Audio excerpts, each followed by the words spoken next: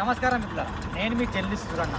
మీకు తెలుసు అనుకుంటా, ప్రతిరోజు మనం ఈ హైదరాబాద్ పట్టణంలో కావచ్చు, సికింద్రాబాద్ కావచ్చు, మేడ్చల్ మల్కాజిగిరి జిల్లా కావచ్చు, రంగారెడ్డి కావచ్చు, సంగారెడ్డి కావచ్చు, ఈ జిల్లాల్లో జరుగుతున్న స్కామ్లను బయట తీస్తున్నాం.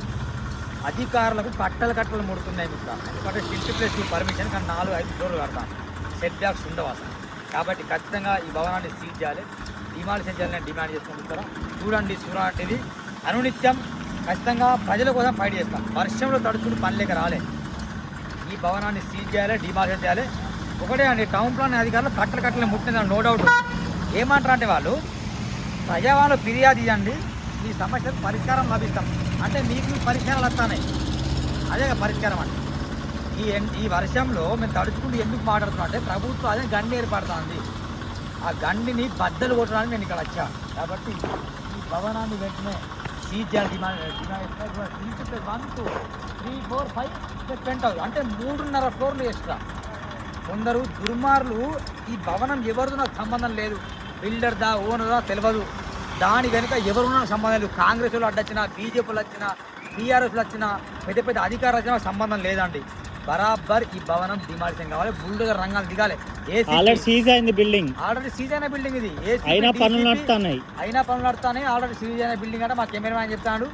ఇది ఖచ్చితంగా చర్య తీసుకోవాలి. నేను ఒకటే చెప్తున్నా అండి, పూల కొట్టకుండా నేను ఇది బుల్డోజర్ పంపిస్తా, మీరు పూల కొట్టండి ఖచ్చితంగా. అంతకన్నా ఎక్కువ మాట్లాడలేదు, సీజ్ చేయండి.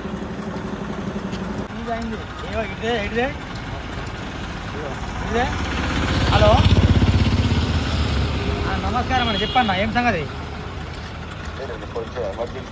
ఎమర్జెన్సీ కాదన్న, ఇది సీజ్ అయిన బిల్డింగ్. ఆ రిబ్బెన్ కట్ చేసి ఏదో గృహప్రవేశంగా రిబ్బెన్ కట్ చేసినట్టు కానీ ఎట్లా తొలగిస్తారని మీరు అర్థం కాదు నాకు. జిఎస్ఎంసీ యాక్ట్ నిబంధనలు ఏం చేస్తాను, ఈ కోర్టులు అడ్డం పెట్టుకో దందన ఇదంతా.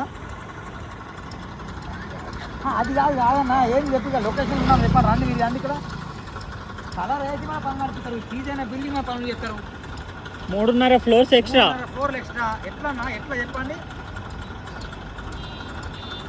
ఏం మాట్లాడదామన్నా, ఏం మాట్లాడదాం చెప్పండి. మా టీం మొత్తం నేను రండి, 12 మంది వచ్చాను.